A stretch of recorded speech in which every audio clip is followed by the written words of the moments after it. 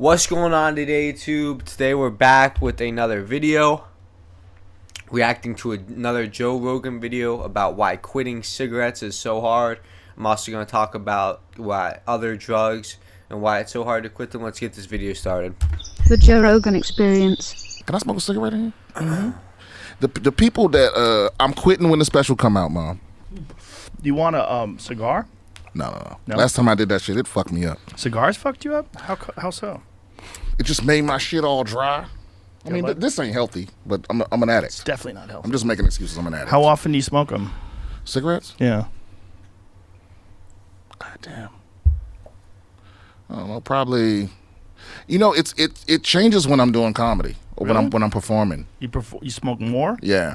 Interesting. I smoke more when I'm at the comedy store and shit. Because everybody else is doing it? It's social? No one else does it. I think that with the social aspect of it, that does also kind of play a factor into any type of drugs you do. Like if you're smoking weed, if you see your friends or you see people that you're acquaintances with doing it, you're gonna think, and your brain's gonna think, "Ooh, I want to do this. This looks fun."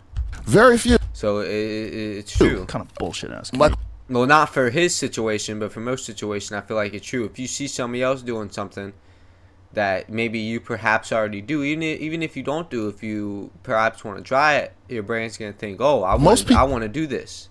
like now, it's just the era of the healthy comic. Ah, those motherfuckers. Mm-hmm. They're judging you. Judgers.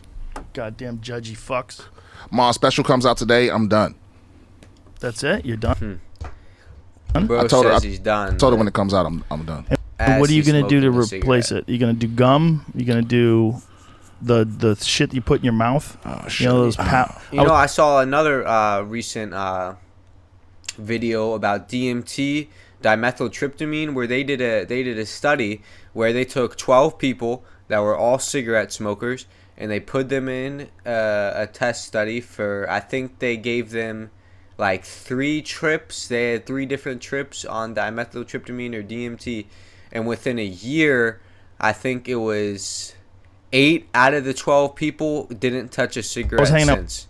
And it's pretty interesting because DMT, they're not sure if it's a chemical gateway in your mind that causes you to see those things, because it could be all in your mind what you see, or which is also kind of plays into the Egyptians as well, because the Egyptians knew a lot about psychedelics in the brain, that these chemicals open a gateway in your mind when certain chemicals are triggered, and it opens a new reality, an alternate reality, a new portal to, you can still see regular life, but there's other things that are in between it.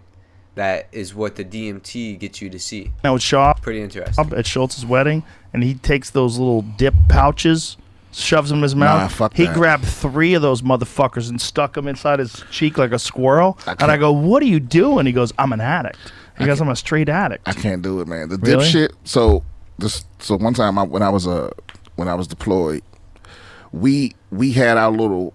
This was my second deployment, so by this time we had like more comforts and shit, and we had our little 12x6 can or whatever. I also feel like another reason people have, at least my opinion, if people have quitting trouble, not like hard. Well, alcohol is, I consider a hard drug if you're alcoholic, but alcoholism, cigarette addiction, stuff like that. I feel like to a degree, people don't quit because of the pain that they have, or the trauma, or the you could so-called say voices that could be in these people's heads, and they just don't want to hear them. So what do? They drown them out with alcohol, or they drown them out by smoking cigarettes, or they drown it out by doing whatever hard drug or doing whatever. But my Pretty can. So there's 6 Marines sleeping in one. Let me know what y'all think about that take. Do you think if some people that take hard drugs and that, or smoking cigarettes, addicted to alcohol, and alcoholic, if you think that some part of their addiction is from pain or trauma, and they don't They don't want to deal with it, so they use the drugs to just go over it. One of these things. Fun. But my can had we had negotiated with the locals, and we had a TV. Ooh. We had an Xbox, and we had a little makeshift couch that we had built and like made comfortable. So everybody would come in our room and like watch The Sopranos, or play or come in our can and all that shit. And this one motherfucker, I can't remember his name. Anyway, this son of a bitch had this weird habit of leaving his dip bottles every fucking where, right? Oh no. Yeah, and one day I'm sitting there, I'm drinking my shit, and I put it down by my feet, and I reach back down, and I grab it, not looking. Ugh, I know that mouthful tasted horrible. Horrible. of dip spit. And you just got that guy's saliva in your mouth too, bro. That's nasty. Yeah, it took 3 people to pull me off that motherfucker. I would have been the same. It wasn't fair to be mad at him for real for not paying attention, but I can. It's you have those events where you Can't control yourself. you relive them. Like every time I think about it, I can taste it, Ugh. and I could never dip. I could never dip, and I'm still done mad it. about it. I've dipped. It definitely gives you a nice little head rush, but not as good as cigarettes. Cigarettes give you the best head rush. Yeah, Because it's the nicotine in the cigarettes are cause of that, but the main thing you get addicted to is all the other carcinogens that are in the cigarette or in the tobacco that they put in there. It's like 89 different chemicals, I think, that they put in there, and that's where you really get addicted to. You're not even addicted to nicotine. Like if you were just addicted to nicotine, you would vape Alto disposable, because literally all that is just nicotine juice and like oil. But people hit their vapes or smoke cigarettes and they wonder why they can't quit nicotine. It's not because you're addicted to nicotine. It's because you're addicted to the other chemicals that they put in there. yeah. Like, what do you think makes whatever vape grape soda or cola flavor? What type of chemicals do you think are required to make that, bruh? What chemical makes a Coke flavor? It can't be anything good. It's like a woo. But I love a cigarette before I go on stage. I don't know how I'm gonna replace that. Like right before, you gotta like, try to use a Juul or something like that. I don't know. That doesn't work good enough. No, I think you just have to stop. Like You just have to stop. I started. I had this book called The Easy Way to Stop Smoking, and everybody that I've got to read the book, they've stopped, but I've never finished it. What does it tell you to do? It's so the premise of it is basically like they, instead of telling you the reasons you shouldn't smoke, they attack the reasons why you say you smoke. Like all the reasons people give, and they show you that they're just excuses, that you're just as much of an addict as a crackhead or.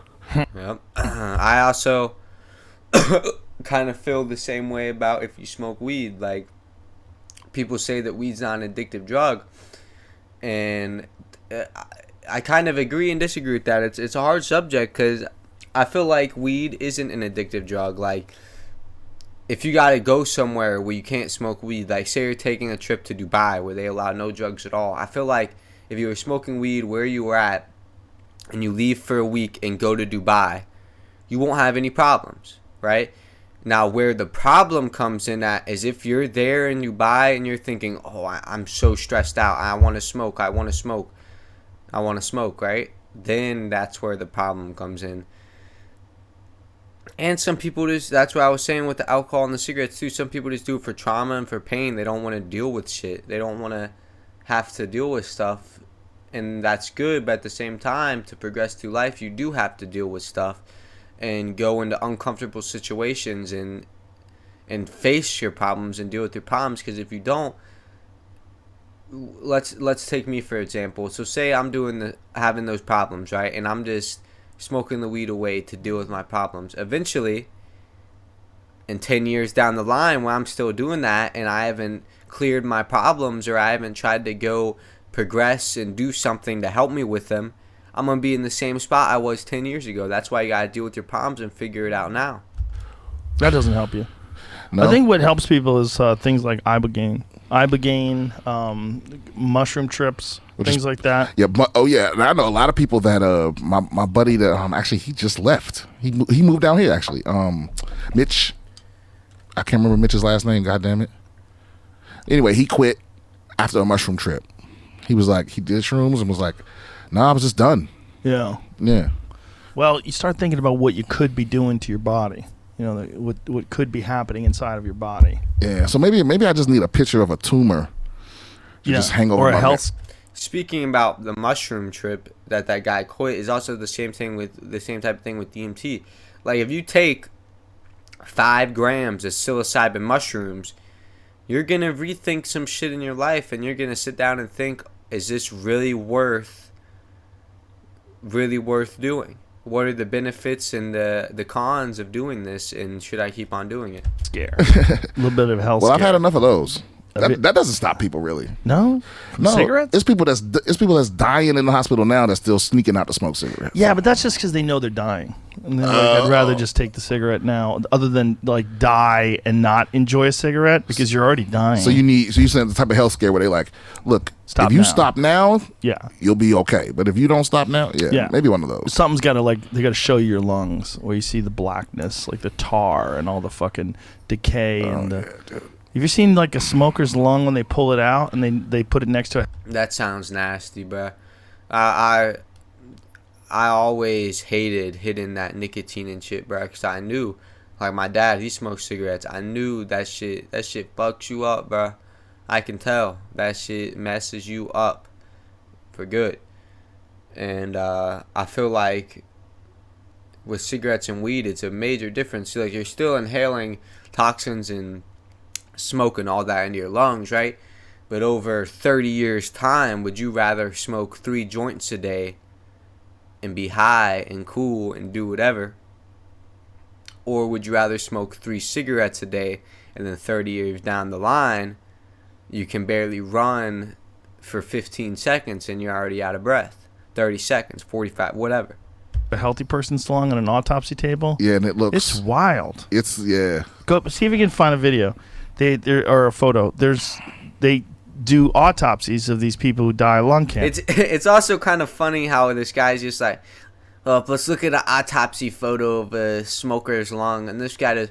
Oh, let me take a drag off Lifetime my cigarette cig. smokers, and their their lungs. They look like they're just covered. Look at that. Jesus. Look at that fucking lung. it's like lung jerky. Look at that one. The black lungs of a chain smoker. The one in the upper left. Click on that. Look at that. That does look crazy. It's insane, man. That's so in. And also, you gotta realize is like if you smoke cigarettes for 10 years straight and you stop, and you just dead stop, within the next few years, your lungs will heal themselves, not to full, but they will slowly heal themselves, and you get better lungs over time. Insane. That looks like someone. Oh my God! Look at that next to a That's crazy. regular lung. That is so wild. Excuse One me. lung is like orangey, reddish pink, and the other one is literally black and white, like white tissue and black tissue. Fucking wild, man. That is wild. Ugh. That's also why I never want to smoke cigarettes either, because I feel like if I do, I'll probably get addicted to them bitches. 'Cause I'm sure they be hitting, and I'm sure that rush do go crazy, but I just don't want to try it because I know if I do, there's a chance I could get addicted to that shit. And fuck that shit, man. Fuck that shit. Terrible. As I God damn it! smoke my cigarette. This is like Look at shit- that one up there. That one. Especially, as well, if you do smoke cigarettes, there's a chance you have an addiction gene, which, I mean, it's not 100% sure, but it runs through families sometimes, where you have an addiction gene, so it's easier to get addicted to things like cigarettes, gambling, alcohol, anything, for real. One the second down right below that. Look at that. Oh, Jesus Christ. Look at they're all shriveled. This is and like showing me stool samples while I'm eating. yeah, but that's if I'm still hungry, I'll still eat. Really? You could just power through Yeah, it? That one's I was not on real. Fear Factor. It's not real? This is a computer. Oh, it's computer generated? Oh, okay. Oh, That's still pretty accurate. probably accurate. But the one next to it is real. That's real. Damn, what's I wrong was with that looking one at down it. there? Says The it's one that a looks lie. like it has cheese on it. Which one's that? The one in the middle bottom. Oh, it's pussy. What is that? Oh, my Pulmonary God. pathology. Bruh, skip past this. That's nasty, bruh. like drowning. It's like you can't breathe and you're gasping for air. And it's like your lungs are filling up with fluid and you can't get any oxygen in there. Because all the sores are like popping. Ugh. As you tap and take another hit. You went through that cigarette quick too. Oh, how many do you smoke a day? It varies. But a pack at the most. A pack. Yeah. That's a lot. Pack a day, bruh. And he says that What is it, so pack? 16? nonchalant. How many's in there? 20. 20? Yeah, It- just it- a, it's just a actually pack a day. You know, I just drink a 24 pack of beers every day. You know, something's like Perfectly get me formulated started for the weekend. for you to smoke all day. Oh, so if you start early and keep going? It's like the rate that like the nicotine gets out of your system. Yeah. And it's supposed to be like every 40 minutes or something like that. And so you have just enough cigarettes to smoke all day long. You know what's interesting? Like nicotine is actually a medicine. Nicotine itself, I think it's got heart applications. See, like nicotine for heart. Nicotine. It's Like also they use it to treat shit. nicotine by itself is not bad, which sounds so crazy. And it's also a nootropic, meaning like it stimulates cognitive function. I did not know that. Well, I knew that it stimulates cognitive function. They talked about in my health class last year about that, but I did not know that they could use it, just nicotine alone, for medical purposes, for heart purposes. That's interesting that they can use. So that's what I was saying. It's not the nicotine that you're getting addicted to. It's all the carcinogens and all the other chemicals that they put on that cigarette when you smoke it. If you were just getting addicted to actual nicotine, you would get tobacco and smoke it out of a pipe, or go grab a vape from the store and smoke that. Like nicotine does stimulate. It's one of the things Stephen King said in his book on writing, is that quitting cigarettes was very hard for him because it's like his writing suffered a little bit. It was Wow. harder for him to write Oh, dude. because there's something about the cigarette that like it fires up the synapses, it fires up the brain, and then the writing would come smoother. Yeah, I don't know because I've smoked. But I also, he said that cigarettes improve cognitive function. I've seen some people that that been addicted to nicotine for a few years now, bruh. They do not seem like their cognitive function has improved. It seems like it has decreased.